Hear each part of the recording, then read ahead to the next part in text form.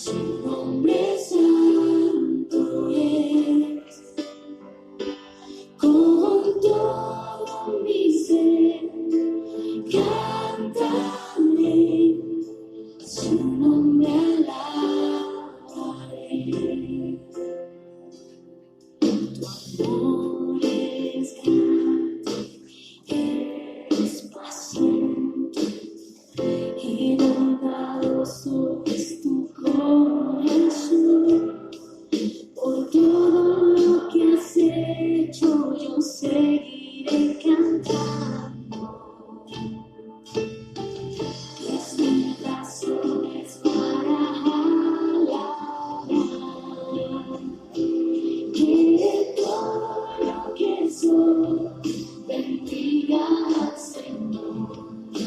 Su nombre santo es. Con todo mi ser cantaré,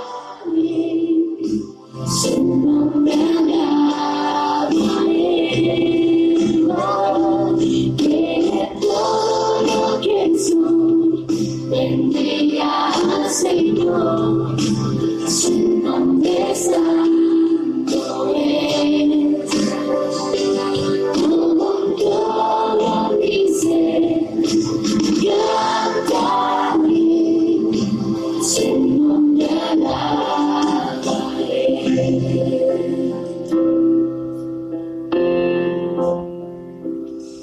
¿Quién vencería cuando ya no tenga fuerzas y se acerque ya el final?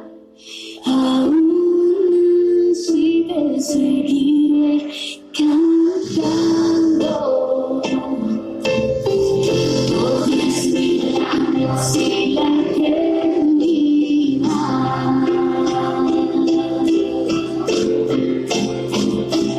Que todo lo que soy bendiga al Señor. Su nombre santo es. Con todo mi ser cantaré, su nombre alabaré.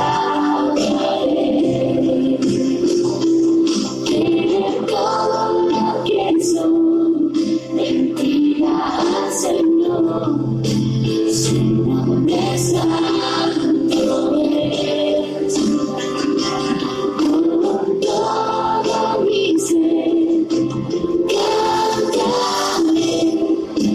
su nombre alabaré. Su nombre alabaré.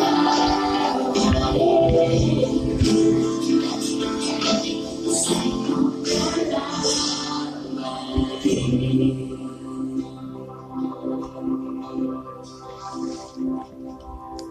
Señor, venimos ante ti a pedirte, Señor, tú estés en medio de nosotros.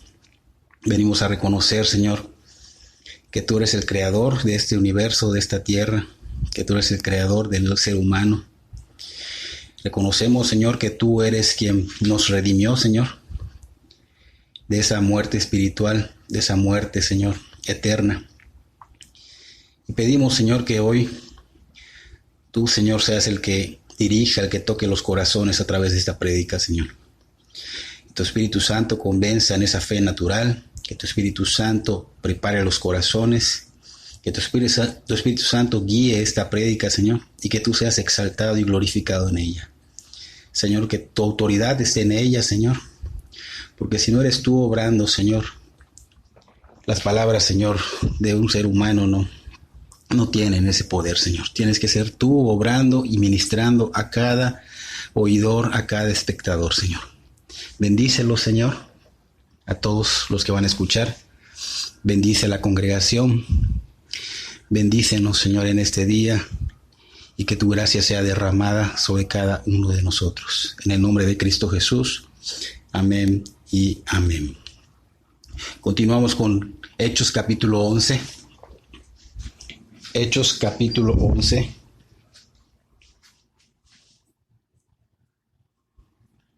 Vamos a ver del versículo 1 al 30.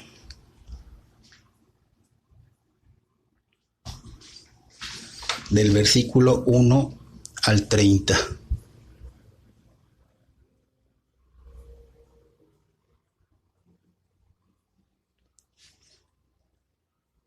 El tema de hoy se llama Pedro da testimonio que para Dios no hay excepciones. La semana pasada vimos a través de la vida de Cornelio, aquel romano, centurión, que la gracia de Dios es derramada sobre todo ser humano. No hay estatus social, no hay grupo étnico ni nacionalidad. Y eso es lo que nos mostró el estudio pasado. Pero también comprendimos que todo ser humano en el mundo, no hay uno que no, necesita urgentemente ser salvado por la gracia redentora de Cristo. Aún sean moralmente buenos, como dijimos, había mucha gente buena como este Cornelio, aún conozcan de Dios como este Cornelio, pero Cornelio necesitaba el evangelio de Cristo para ser salvo. Así que hemos comprendido que no hay uno en todo el mundo que no necesite ser rescatado por Cristo. A Dios le ha placido que a todos en este mundo caído se les dé la oportunidad de volver a Él, pero a través del evangelio de Cristo Jesús. ¿Qué quiere decir esto? Que Dios en su infinita misericordia te hará llegar a ti el evangelio de Cristo, así como lo hizo con Cornelio. Y al ser humano le corresponde hacer lo más fácil, y esto es creer. Solo si crees, te arrepientes y te conviertes a Cristo, serás lavado del pecado y salvado de la condenación eterna. Y esto porque Cristo Jesús lo hizo posible en la cruz del Calvario. Vimos que el apóstol Pedro fue el que usó el Espíritu Santo para compartir el evangelio de Cristo, aquel centurión llamado Cornelio, pero no solo a él, también a todos los que estaban en su casa en ese día. Los judíos siempre fueron muy incrédulos, y así como muchos hoy en día que tienen que ver para creer, en ese tiempo estaban en esa sintonía. Y estos cristianos judíos de Jope que fueron con Pedro, no eran la excepción. Aunque ya estaban convertidos, aunque ya eran conversos, no creerían que el evangelio sería también para los gentiles. Dios todo lo sabe, Dios es sabio, por eso los puso allá con Pedro y en ese momento para que fueran testigos oculares de que toda la casa de Cornelio hablaba lenguas y magnificaban a Dios. Si no hubieran visto cómo el Espíritu Santo se manifestó y fue dado a los gentiles con dones y señales, ellos no lo hubieran creído. Pedro los bautizó en agua y permaneció unos días en casa de Cornelio. Hoy vamos a ver que esta noticia, pues, de que Pedro había estado con los gentiles, pues llegó a Jerusalén, pero trajo controversias, trajo discusiones entre ellos. Y veremos a una iglesia también nueva que crecía por el número de gentiles convertidos. Vamos a ver que por primera vez también les van a llamar cristianos, porque antes los llamaban los santos o los del camino. Y veremos también a Bernabé y a Saulo en Antioquía. También veremos sobre una profecía de hambre sobre la tierra. Vamos a dar lectura a nuestro texto de hoy. Hechos capítulo 11, versículo 1 en adelante. Dice: oyeron los apóstoles y los hermanos que estaban en Judea, que también los gentiles habían recibido la palabra de Dios. Y cuando Pedro subió a Jerusalén, disputaban con él los que eran de la circuncisión, diciendo: ¿por qué has entrado en casa de hombres incircuncisos y has comido con ellos? Entonces comenzó Pedro a contarles por orden lo sucedido, diciendo: estaba yo en la ciudad de Jope orando, y vi un éxtasis, una visión, algo semejante a un gran lienzo que descendía por las 4 puntas, era bajado del cielo y venía hasta mí. Cuando fijé en él los ojos, consideré, y vi cuadrúpedos terrestres y fieras y reptiles y aves del cielo. Y oí una voz que me decía: levántate, Pedro, mata y come. Y dije: Señor, no, porque ninguna cosa común o inmunda entró jamás en mi boca. Entonces la voz me respondió del cielo por segunda vez: lo que Dios limpió, no lo llames tú común. Y esto se hizo 3 veces, y volvió todo a ser llevado arriba al cielo. Y he aquí, luego llegaron 3 hombres a la casa donde yo estaba, enviados a mí desde Cesarea, y el Espíritu me dijo que fuese con ellos sin dudar. Fueron también conmigo estos 6 hermanos, y entramos en casa de un varón, quien nos contó cómo había visto en su casa un ángel que se puso en pie y le dijo: envía hombres a Jope y haz venir a Simón, el que tiene por sobrenombre Pedro, y él te hablará palabras por las cuales serán salvo tú y toda tu casa. Y cuando comencé a hablar, cayó el Espíritu Santo sobre ellos también, como sobre nosotros al principio. Entonces me acordé de lo dicho por el Señor cuando dijo: Juan ciertamente bautizó en agua, mas vosotros seréis bautizados con el Espíritu Santo. Si Dios pues les concedió también el mismo don que a nosotros que hemos creído en el Señor Jesucristo, ¿quién era yo que pudiese estorbar a Dios? Entonces, oídas estas cosas, callaron y glorificaron a Dios, diciendo: de manera que también a los gentiles ha dado Dios arrepentimiento para vida. Estamos viendo la grandeza de la obra de Dios que había sucedido con los gentiles en Cesarea, en casa de Cornelio, que esta no se podía ocultar. ¿Por qué? Porque tenía una finalidad, y esa finalidad era expandirse. Aunque los cristianos judíos se ofendieran, esto tenía que suceder. Al enterarse estos cristianos judíos de Jerusalén, se fueron contra Pedro diciéndole que no entendían el por qué había entrado a casa de incircuncisos y por qué había comido con ellos. En esos tiempos, compartir una comida con alguien era señal de compañerismo. Para los judíos, comer con un gentil era una grave falta. Y estos nuevos creyentes de Jerusalén traían aún arraigadas ciertas costumbres judías. Cuando las personas son nuevos creyentes, hay ciertas áreas que aún no han soltado. Están como que muy arraigadas y se tienen que dejar.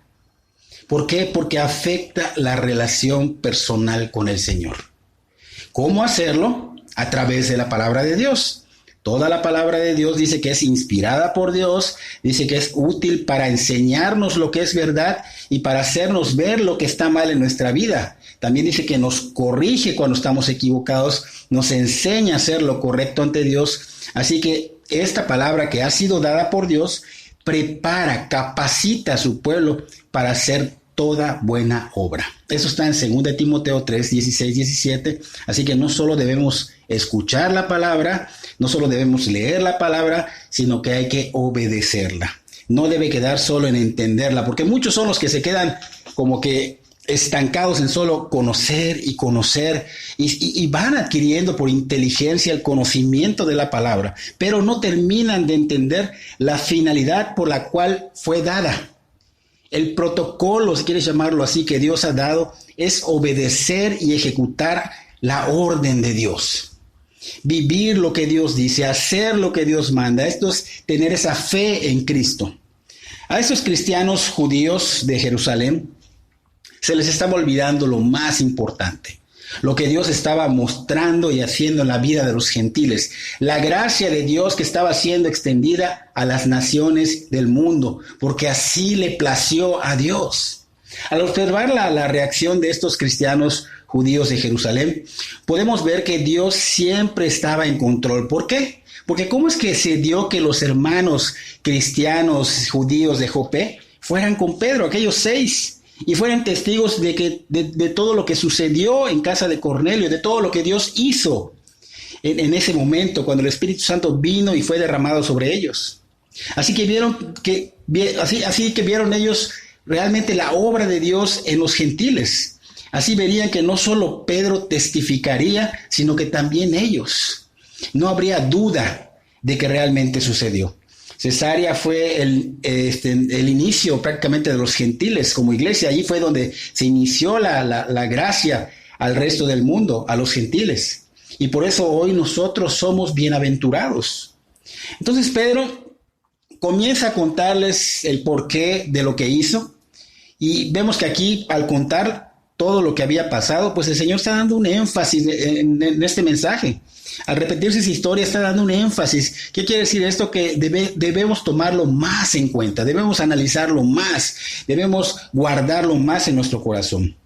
Una observación aquí es que Pedro no los regañó, porque Pedro tenía la autoridad para hacerlo, pero no lo hizo porque entendía que para el judío esto era una gran falta, esto era grave, y aunque equivocada, pero Pedro también creía esto antes de que Dios se lo revelara, cuando dijo: ahora entiendo que Dios no hace acepción de personas, en Hechos 10:34. Entonces Pedro consideraba, ya le había pasado a él y consideraba a los hermanos. Pedro comenzó a relatar lo sucedido, mostrando cada detalle para que estos cristianos judíos de Jerusalén comprendieran el por qué reaccionó así y pudieran ver y entender que Dios es un Dios de misericordia, que Dios extiende su gracia a quien Él quiere, y en este caso estaba extendiendo a los gentiles, al resto del mundo. Pedro les comentó de la visión que tuvo, el lienzo, los animales, la voz del Señor que le decía a Pedro: mata y come. Y él pensaba que Dios le estaba hablando de comida y que no entendía realmente qué era exactamente lo que Dios quería con él. Pero más adelante, en casa de Cornelio, cuando Cornelio les empieza a platicar lo que había sucedido, entendió Pedro la visión del lienzo y los animales prohibidos y no prohibidos, que trataba no de comida, sino de personas. Entonces Pedro les explicó que ese lienzo representaba a la iglesia, conteniendo circuncisos judíos e incircuncisos no judíos. O sea, estos incircuncisos no judíos son los gentiles. No había distinción, no había división entre esos dos grupos de personas. Efesios capítulo 2, versículo 11 al 18, nos habla de este punto. Dice: por tanto, acordaos de que en otro tiempo vosotros, los gentiles en cuanto a la carne, eran llamados incircuncisión por la llamada circuncisión hecha con mano en la carne. En aquel tiempo estabais sin Cristo, alejados de la ciudadanía de Israel y ajenos a los pactos de la promesa, sin esperanza y sin Dios en el mundo. Pero ahora, en Cristo Jesús, vosotros que en otro tiempo estabais lejos, habéis sido hechos cercanos por la sangre de Cristo. Porque Él es nuestra paz, que de ambos pueblos hizo uno, derribando la pared intermedia de separación, aboliendo en su carne las enemistades, la ley de los mandamientos expresados en ordenanzas, para crear en sí mismo de los dos un solo y nuevo hombre, haciendo la paz, y mediante la cruz reconciliar con Dios a ambos en un solo cuerpo, matando en ella las enemistades. Y vino y anunció las buenas nuevas de paz a vosotros que estabais lejos y a los que estaban cerca, porque por medio de él, los unos y los otros, tenemos entrada por un mismo espíritu al Padre. Ya no hay judío, ya no hay gentil. De hecho, Gálatas dice en Gálatas 3:28, ni esclavo, ni libre, ni hombre, ni mujer, porque todos, dice, todos ustedes son uno en Cristo Jesús. Entonces ahora Cristo ha hecho un cuerpo y Él es la cabeza, y ahora somos todos los que crean y se arrepientan el cuerpo de Cristo, la iglesia.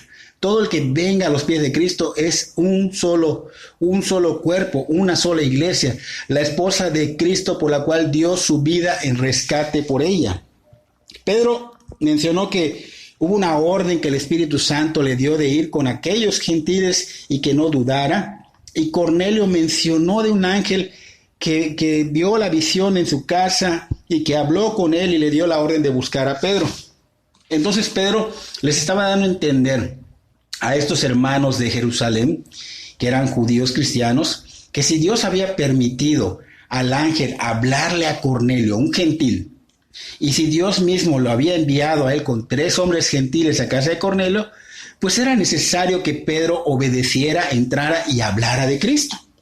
Pedro mencionó que hubo 6 testigos, estos hermanos que lo acompañaron de Jope, que vieron que el Espíritu Santo cayó sobre los gentiles. El Espíritu Santo es el sello, es la garantía de que ya eres de Dios, que ya eres justificado, y Él es el que te está regenerando, es la aprobación de Dios. En esta obra hacia los gentiles, pues vemos que habían testigos, y el punto de Pedro, al dar ese testimonio, era que como sucedió con él y con esos hermanos testigos de Jope, también ellos entendieran que para el Señor no hay excepción de personas, y no podían ellos ni debían negarles su aceptación como hermanos en Cristo, porque Dios ya había dado la suya, Dios ya los había aceptado. Es por eso que Pedro dijo: si Dios les concedió el mismo don que a nosotros que hemos creído en el Señor Jesucristo, ¿quién soy yo para estorbar a Dios? ¿Quién soy yo para estorbar la obra de Dios? Pedro ya tenía la perspectiva de Dios, Ya no iría en contra del Señor como a veces lo hacía. Así que es importante notar que estos cristianos judíos verían que todo esto realmente había sido de Dios, tanto por los testigos como también por las escrituras. ¿Por qué? Porque eso estaba alineado con las escrituras, porque tenían lo dicho por Juan el Bautista en Marcos 1:8. Yo a la verdad os he bautizado con agua, decía Juan el Bautista, pero él, hablando del Señor Jesús, los bautizará con el Espíritu Santo. Y también tenían ellos las promesas del Antiguo Testamento que los gentiles vendrían a Dios por el Mesías en pasajes como Isaías 49:6, donde dice: poco es para mí que tú seas mi siervo para levantar las tribus de Jacob y para que restaures el remanente de Israel. También te di por luz de las naciones para que seas mi salvación hasta lo postrero de la tierra, hasta lo último de la tierra. Y hay muchas personas que creen, de hecho los judíos creen que no es así, que no hay oportunidad para los gentiles, que solo el pueblo elegido de Dios, que es Israel, tiene la oportunidad. Pero Dios ha dado oportunidad a todos, ya no hay acepción de personas. Así que hay que tomar en cuenta que tiene que ser bíblico, alineado a la palabra. No podemos decir mentiras. Hay muchas personas que dicen: mira, lo que Dios está haciendo en cada lugar a través de sus hijos, porque a veces vemos una actividad en alguna iglesia y vemos que se está llenando de personas, pero no es suficiente el hecho de que sean muchas personas, que sean números para validar una obra de Dios. El principal fundamento para una obra de Dios es la conversión a Cristo con el sello que es el Espíritu Santo, y que las actividades deban estar bien alineadas con la palabra de Dios. Esta obra entre los gentiles que vemos aquí en casa de Cornelio pasó las dos pruebas. Una, el Evangelio de Cristo bien alineado a las Escrituras, y la otra es el sello que es el Espíritu Santo que estaba siendo derramado en ellos. Los creyentes judíos de Jerusalén, sus hermanos de Pedro, los que eran de la circuncisión, reaccionaron a todo esto con un silencio pasmado. Pero luego dice ya que glorificaron a Dios porque vieron que ahora Dios estaba trabajando también entre los gentiles. No debe de haber este tipo de celo o envidia entre los cristianos, no debe haber egoísmo. La oportunidad de la salvación es dada a todo ser humano. El Señor dijo que no hay excepción de personas, así sea el que más mal te hizo, si el Señor lo quiere salvar, es Dios, es soberano. Entonces no debemos tener ese enfoque, ¿no?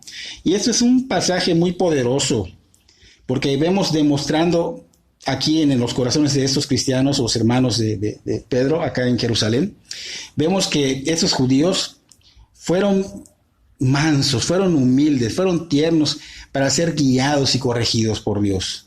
Vemos que se dejaron guiar por el Espíritu Santo.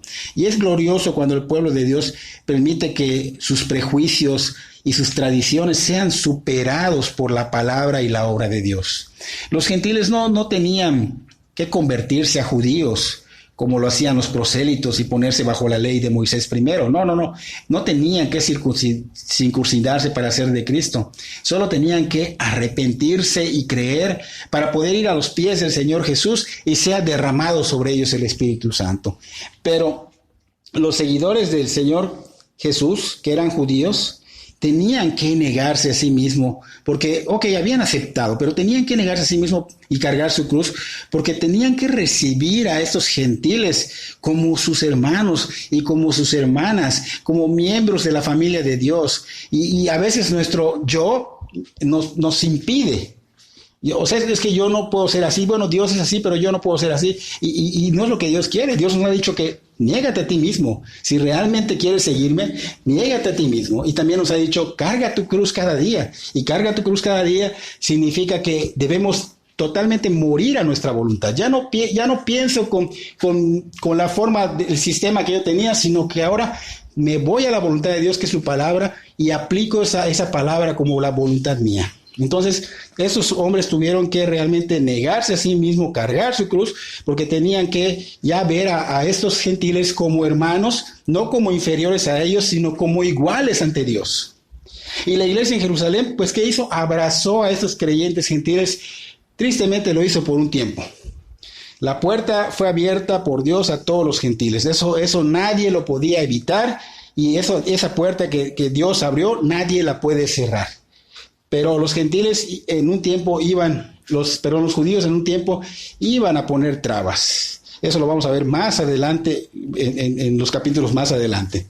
Entonces vemos nuestro siguiente texto en el capítulo 11, versículo 19. Ahí nos quedamos. Ahora bien, los que habían sido esparcidos a causa de la persecución que hubo con motivo de Esteban, pasaron hasta Fenicia, Chipre y Antioquía, no hablando a nadie la palabra, sino a los judíos. Pero había entre ellos unos varones de Chipre y de Cirene, los cuales cuando entraron en Antioquía, hablaron también a los griegos, anunciando el evangelio del Señor Jesús, y la mano del Señor estaba con ellos, y gran número creyó y se convirtió al Señor. Llegó la noticia de estas cosas a oídos de la iglesia que estaba en Jerusalén, y enviaron a Bernabé que fuese hasta Antioquía. Cuando llegó y vio la gracia de Dios, se regocijó y exhortó a todos a que con propósito de corazón permaneciesen fieles al Señor, porque era varón bueno y lleno del Espíritu Santo y de fe. Y una gran multitud fue agregada al Señor.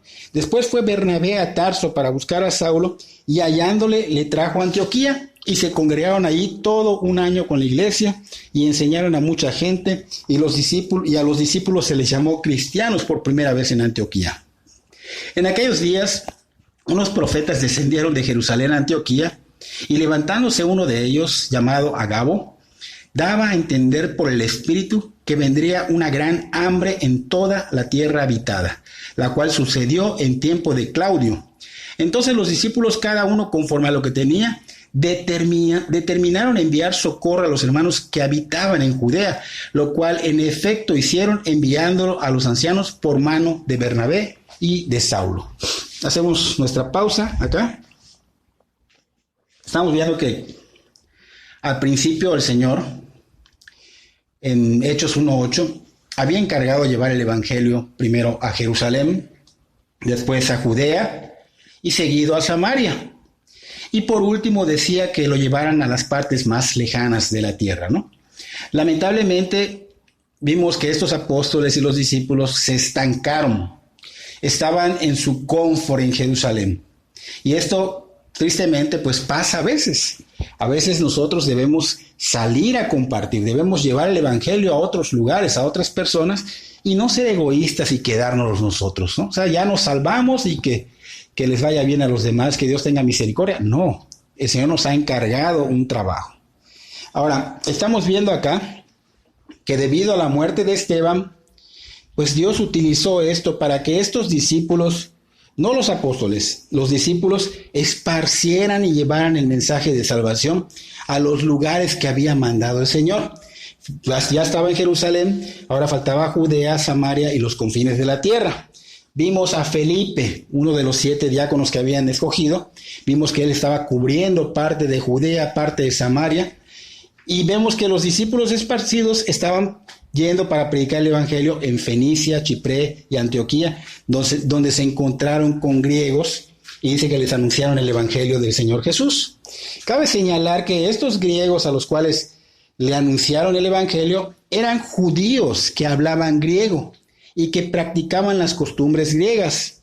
Hasta aquí podemos notar que la predicación del evangelio había sido dirigida solamente a los judíos.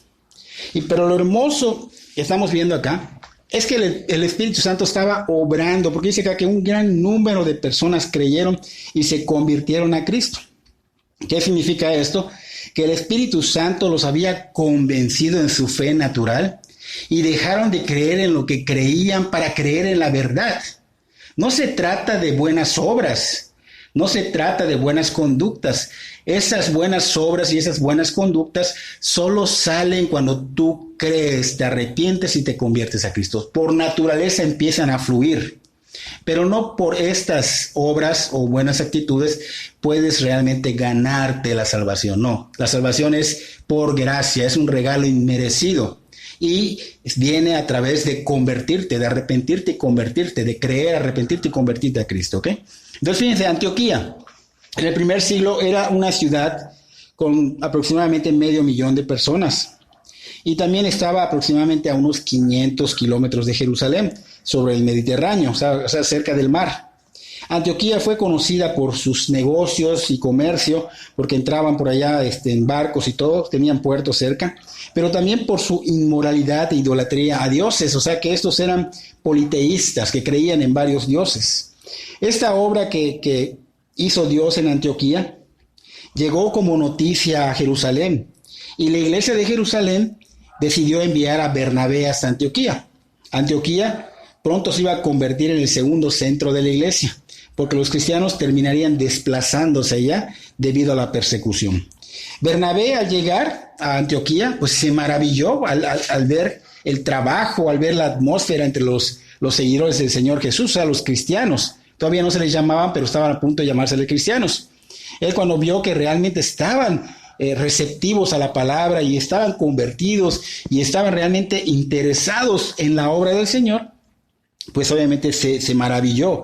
Y como dice acá que él era un varón bueno, lleno del Espíritu Santo y de fe, pues obviamente se gozó y pues agarró el ministerio, eligió el ministerio. De hecho, fue tomado como el pastor de ese lugar. Algo que estamos viendo acá en Bernabé es un carácter nuevo que Dios da. Y ese carácter debe estar en todo cristiano. Todo cristiano debe ser caracterizado por esta bondad, como Bernabé, que era bueno, por estas cualidades que estaban llenos del Espíritu Santo y de fe. Todo cristiano debe demostrar el fruto del Espíritu Santo. Todo cristiano debe de mostrar su fe realmente. Entonces vemos acá un ministerio que estaba tomando Bernabé. Pero lo que tenemos que saber antes de seguir con esto es que un ministerio no puede volver a personas a Cristo, a menos que la mano de Dios esté con ellos. Porque es un hecho que a través de ministerios puedes convertir a personas a una nueva personalidad, a un nuevo carácter, sin realmente el poder de Dios. Puedes convertir a personas a un club social sin la mano de Dios. Puedes convertir a personas a una iglesia o una institución sin obrar la mano de Dios. Pero no puedes convertir personas a Cristo si la mano de Dios no está obrando. Esta frase de creyó y se convirtió al Señor es una descripción de la obra de fe y arrepentimiento. Y es importante que los demás puedan ver en cada cristiano la gracia de Dios entre ellos. No se debe ver que estamos enfocados en nosotros mismos. Un cristiano no puede estar enfocado en nosotros, en su misma persona. Un cristiano no debe estar enfocado en reglas hechas por hombres. Un cristiano no debe estar enfocado en actuación humana. No se debe ver que estamos enfocados en el mundo, sino en la gloriosa gracia de Dios. Esto hará que los verdaderos cristianos como Bernabé se regocijen junto con el Señor y sus ángeles. Y a otros, obviamente, que no les agrada, pues los hará enojar. Bernabé, pues obviamente llegó a ser el pastor de aquella iglesia, se regocijó de ver a estos hermanos que reflejaban a Cristo y comienza correctamente exhortando por medio de la predicación y la enseñanza. Se enfoca en su trabajo principal como líder de la congregación. Eso es lo que debe hacer todo pastor. Y la congregación creció porque mucha gente se unió al Señor. Estamos hablando que la mano de Dios estaba obrando. ¿Por qué? Porque un verdadero pastor estaba hablando y enseñando y glorificando y exaltando a Dios, y el Espíritu Santo estaba siendo derramado. Ahora, al crecer la iglesia, pues Bernabé se da cuenta que necesitaba de una ayuda, de un segundo pastor, una persona que lo ayudara. Y él sabía dónde encontrarlo. Dios ha dado discernimiento a otros pastores para ver quién es útil para la obra, para ver quién es ayuda en ese ministerio. Algunos, tristemente, tal vez no lo tienen porque quieren seguir llevando la obra del Señor, pero en su carne. O sea, eligen realmente al azar, eligen sin orar, eligen sin que el Señor les muestre. No tienen el discernimiento. Porque Dios pone en el corazón del pastor realmente quién es él. Y obviamente por sus frutos lo discierne el mismo pastor. Dios pone en el corazón del pastor también en buscar la ayuda. O sea, no solo te vas a cansar, te vas a agotar, necesitas que alguien te ayude. Y ese es el plan de Dios para el crecimiento de una iglesia. Bernabé decide ir a Tarso. ¿Para qué? Para buscar, como sabía quién lo podía ayudar, para buscar a Saulo. Bernabé recordó el celo que tenía este Saulo, que es Pablo, por Cristo. Y tenía un celo muy fuerte por la palabra, por el evangelio. Entonces, este Bernabé sabía que Pablo era la persona correcta para ayudarlo en su ministerio. Y se dice que no fue fácil convencer a Pablo o Saulo, pero al fin dice que decidió ir y dice que se congregaron ahí todo un año con la iglesia y que enseñaron mucho a mucha gente. Juntos Bernabé y Saulo enseñaron haciendo fuerte la iglesia de Antioquía. Saulo, si recordamos un poquito más atrás, había sido enviado a Tarso, hizo 12 años allá porque lo querían matar en Jerusalén, y después de que supimos la última vez de Saulo, ya habían pasado 12 años, pero no fueron malgastados, ni fueron perdidos, sino que Saulo los canalizó al servicio de Dios, y también fue una preparación, obviamente callada, para un futuro servicio. En esto todo eso estaba pasando en Antioquía. Se hizo un centro de enseñanza, un centro de predicación, y pues vemos que allá estaban los mejores predicadores del siglo, porque Bernabé, Pablo y Pedro eran los principales que estaban allá. Y a los discípulos allá por primera vez es que los llaman cristianos. Habían sido llamados anteriormente discípulos en Hechos 1:15, habían sido llamados anteriormente santos en Hechos 9:13, habían sido llamados creyentes en Hechos 5:14, habían sido llamados hermanos en Hechos 6:3, habían sido llamados testigos en Hechos 5:32, habían sido llamados seguidores del camino en Hechos 9:2, y serían llamados nazarenos en Hechos 24:5, o sea, más adelante. Y ahora aquí en Hechos 11 estamos viendo que están siendo llamados cristianos por primera vez en Antioquía. Decir cristianos era como decir jesuitas o personas de Jesús o seguidores de Jesús, ¿no? De Cristo. Pero la intención que salió de Antioquía para llamarlos así no fue buena, sino fue una intención despectiva, como burla. Pero con gusto y honra los seguidores de Cristo la tomaron y se quedó así hasta el día de hoy. Y hasta el día de hoy también nos burlan, nos dicen que el cristianito o la cristianita, pero es de bendición que nos identifiquen. O sea, realmente, si ellos lo hacen por burla o por lo que sea, por dañar, tú gózate, porque qué bendición que te puedan identificar como un hijo de Dios, como un seguidor de Dios que es Cristo Jesús. Entonces, vemos que acá se presentan unos hombres que vienen de Jerusalén, pero dicen que uno llamado Agabo, profeta, dijo que por el Espíritu venía un tiempo de gran hambre en toda la tierra habitada, pues sabemos que no todo estaba habitado, muy similar a lo que viene hoy día después de este tipo de situaciones que están pasando, enfermedades, pandemias, muy similar, ¿no?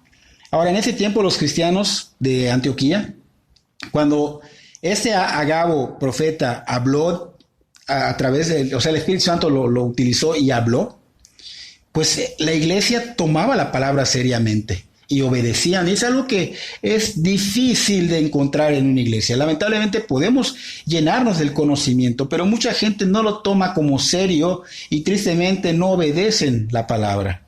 En cambio acá estamos viendo que los cristianos de Antioquía se pusieron como que listos, como que se pusieron generosos y empezaron a preparar para proveer por la necesidad que iba a venir.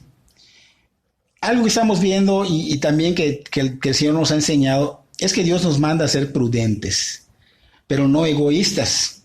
Y muchos hoy día, a través de esta pandemia, tristemente hacen compras muy, muy exageradas, compras a lo loco, ni siquiera piensan. Solo piensan en ellos, solo piensan en tener su provisión segura, pero no piensan en los demás. Y no es de Dios ser egoístas.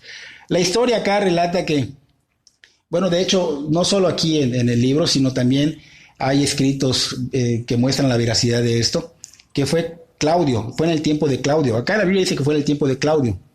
Pero en la historia podemos ver la veracidad, o dice que Claudio pues fue marcado por una sucesión de malas cosechas y escasez en varias partes del imperio, en Roma, en Grecia y en Egipto, igual que en Judea.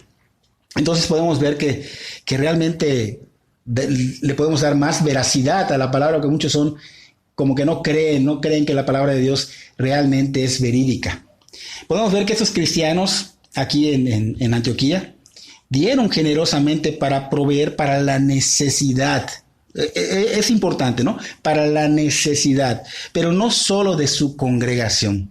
También mandaron, dice acá, que a Judea dieron cada uno conforme a lo que tenía.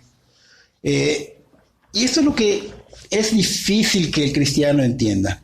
Es triste que los cristianos, realmente no entiendan cuando Dios les habla. Los cristianos deben de hacer, tal vez en tiempos como este, ser generosos. Lamentablemente se olvidan de la obra y su generosidad solo se limita en ellos mismos, cayendo en el egoísmo. Un verdadero cristiano siempre pensará en los demás, no solo en él. Siempre pensará en los demás. Un verdadero cristiano no se le tiene que recordar qué tiene que hacer por la obra de Dios. El verdadero cristiano lo sabe y sabe que hay una responsabilidad y es responsable en cumplir ante Dios. Estos cristianos de Antioquía dieron conforme a los recursos que tenían. Los que tenían más, dieron más. Los que no tenían nada, pero servían, se enfocaron en más servicio, en meter más las manos, dieron más servicio y también fueron ayudados, pero no se aprovecharon. Dieron según la fe que tenían, confiando que lo que estaban haciendo, ese regalo a la obra de Dios, fue una inversión buena al reino de Dios y no fue tirado o gastado en mano, no fue una pérdida. También vemos que ellos determinaron dar, dice allá. Si una persona no determina dar, nunca lo va a hacer con frecuencia. Y no se trata de sacar dinero a las personas, no. Esto es tu relación con Dios. Tú sabes que Dios te provee de todo y tú sabes qué tienes que hacer, ni se te tiene que decir. Dice acá que enviaron esto a los ancianos de otras iglesias por mano de Bernabé y de Saulo. O sea, había una alta estima, había una confianza total en hombres que pues obviamente sabían ellos que tenían temor reverente a Dios, como lo fue Bernabé y lo fue Saulo o Pablo. Sabían que podían confiarle ciegamente el dinero para el alivio de la necesidad que hubo en ese tiempo a los de Judea. Y es triste escuchar testimonios, hoy día los escucho, es triste escuchar testimonios de cristianos necesitados que se han decepcionado de los pastores, que no dan la ayuda a sus congregantes teniendo los recursos de sobra. Y es triste ver también a los cristianos egoístas que no se acuerdan de dar para la obra, pues ellos saben que de Dios provee todo lo que tienen, todo lo que son. Boyce dijo, hasta donde yo sé, este es el primer acto de caridad de esta naturaleza en toda la historia registrada, una raza de personas coleccionando dinero para ayudar a otro pueblo. Con razón se les llamó cristianos por primera vez en Antioquía. Esas fueron palabras de Boyce. Este incidente fue verificado por la historia secular, o sea, en libros de historia que pueden dar veracidad a esto. Hubo verdaderamente un hambre general, pero su efecto se sintió especialmente en Jerusalén, donde la iglesia había sido muy perseguida y verdaderamente sufrían la necesidad urgente de los alimentos. El Espíritu Santo, que estaba obrando en Antioquía, estaba manteniendo viva esa llama en cada cristiano, el vínculo de amor que los mantenía unidos ante esta circunstancia. Los otros creyentes que hicieron enviaron ayuda a la iglesia afligida de Jerusalén.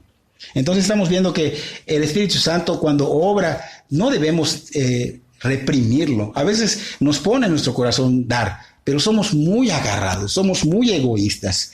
Mucha gente habla y dice que solo le quieren sacar su dinero a las personas. Tienen que entender que si hay una obra de Dios y se está llevando de alguna manera, porque en una casa no se puede, pues obviamente como es más gente, se tiene que rentar.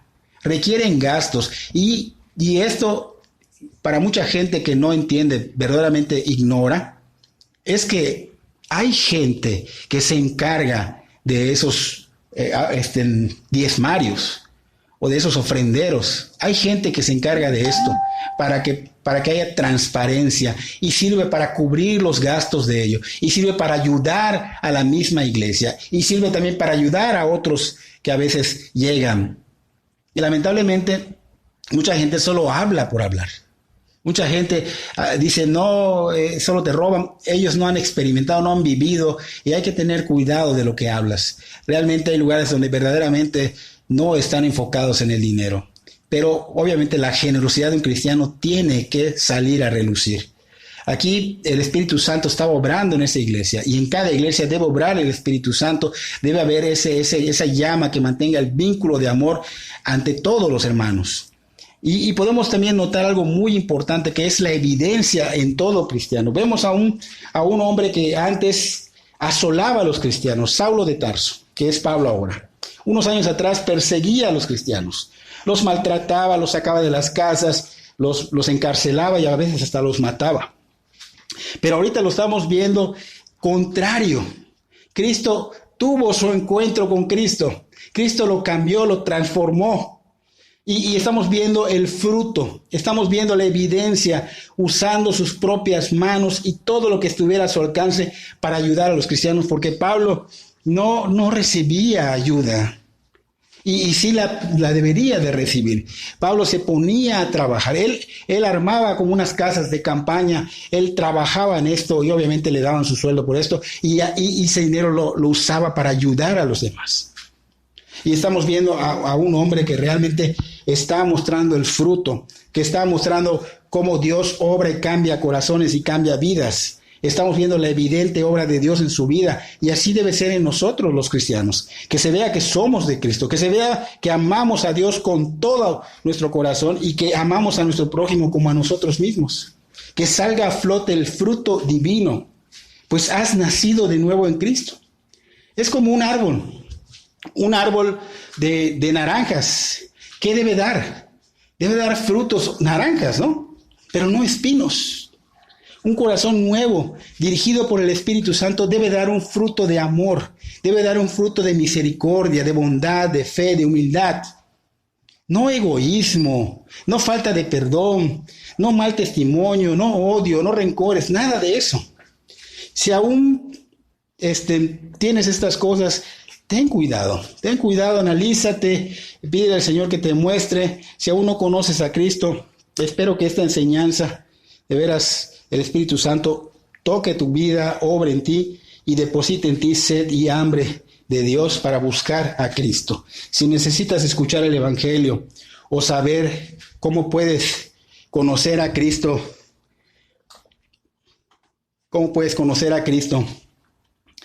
pues pídele ayuda a alguien. Pídele ayuda a algún cristiano que conozcas, que esté cerca, que te muestre el Evangelio, que te hable del Evangelio. O si gustas, puedes buscar a tu servidor para enseñarte el Evangelio, que es poder de Dios para salvación. Señor, te damos gracias. Venimos ante ti, Señor, de nuevo a darte gracias por tu palabra, que nos da, Señor, esperanza, porque tú obras en los corazones, Señor. Podemos ver, Señor, cómo tú transformas vidas, Señor, cómo tú tienes misericordia hasta para los más que se sienten más perdidos, Señor. Y esto nos motiva, Señor, nos da la esperanza de que aún siendo malos podemos venir ante ti con esta maldad, Señor. No necesitamos cambiar para venir a ti, sino que podemos venir así para que tú seas quien nos perdone y empieces a transformar nuestras vidas, Señor. Te damos gracias, Señor, por todo esto, por lo que vas a hacer en la vida de las personas que están escuchando, por lo que estás haciendo en la vida de la congregación. Y pedimos, Señor, que por favor tú sigas derramando tu gracia sobre nosotros, Señor. Debemos aprovechar tu gracia, Señor, porque llegará un tiempo, dice tu palabra, en que ya no la habrá, Señor. Eres muy paciente, Señor. Te damos gracias por tu paciencia y te pedimos, Señor, que obres en la vida de las personas que van a escuchar, nuestros seres queridos, Señor, y que les des tiempo de conocerte, Señor, tiempo de rendir tu vida. Porque ¿de qué sirve, Señor, una sanidad? ¿De qué sirve, pues, lo que sea que nos quieras dar o que pidamos si no nos salvas, Señor? Tú has dicho que no solo es sanarnos, sino el perdón de pecados, Señor. y queremos, Señor, ser perdonados, queremos ser redimidos por ti, porque tú eres el único Señor y Salvador. En el nombre de Cristo Jesús, te damos la gloria, la alabanza, la adoración. Amén.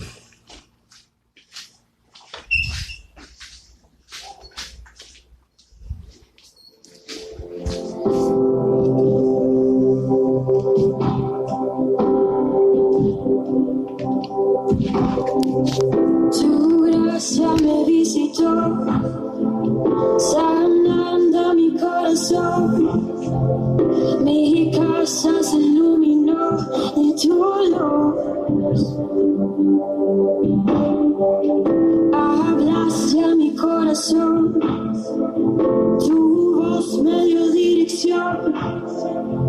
Camino al amparo de tu luz.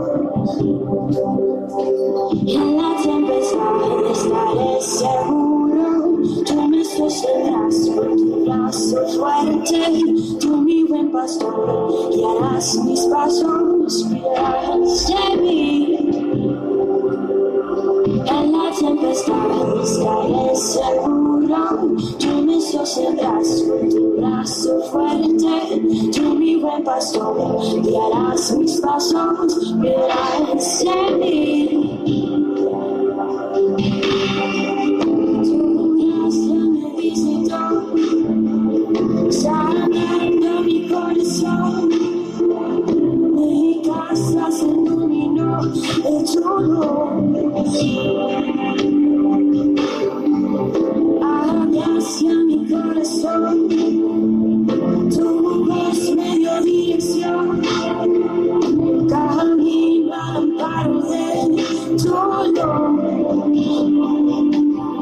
En la tempestad estaré seguro, tú me sostendrás con tu brazo fuerte, tú mi buen pastor, guiarás mis pasos, cuidarás de mí. En la tempestad estaré seguro, tú me sostendrás con tu brazo fuerte, tú mi buen pastor, guiarás mis pasos, cuidarás de mí.